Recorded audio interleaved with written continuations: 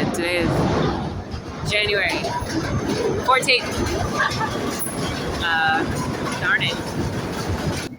Okay, it's January 14th, 2026. I just got out of class. Anyway, I had an idea about ecosystems, about the gentleman that came to California with the tiny homes proposal, and how we're wasting space in landfills with brand new construction, drywall, framing, paint, marble.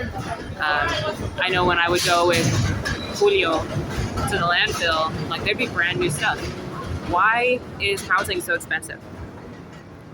Housing shouldn't be expensive, especially if we're putting a lot of brand new materials in the landfill. Why are we wasting landfill space for things that shouldn't be in the landfill, right? So if we use the stuff that's going to the landfill that doesn't need to go to the landfill, that would be free material, because a lot of people are trying to get rid of it from other construction jobs, right? So that's free material to use for homes, tiny homes, like the gentleman, I forget his name, but he tried to present that in California like over 10 years ago now, I think.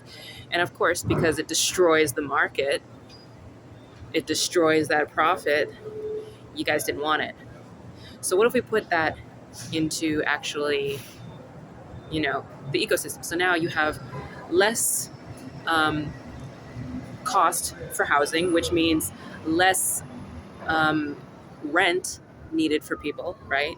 Which means since you don't want to raise the actual wages for people to, be able to have housing, then you can keep the wage where you have it.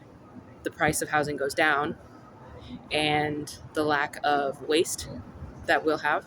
So that would help, which means also a lot of the taxpayer dollars are not going into what they're supposed to be, which is, for example, the subways.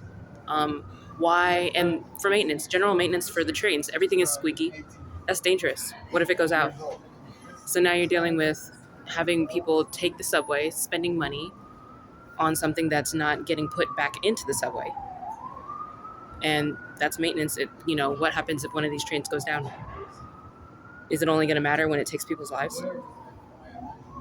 Why is transportation to a job or to housing, why should that be so expensive? Why should somebody have to walk 2 hours just to get home because they can't pay for it anymore because they're trying to make their housing bills? Why is it $50 for like 3 items here in New York? That makes no sense. So let's talk about that ecosystem. Instead of making everything a business, actually take care of your citizens by making things livable. What was it? Less than 40 years ago, in the 1980s, before I was born, you could literally have, like my father, you had 6 people living in a house. He was the only one working, and he could survive off that. My whole family did. Now 2 people, and you can't even make it work. Just food for thought.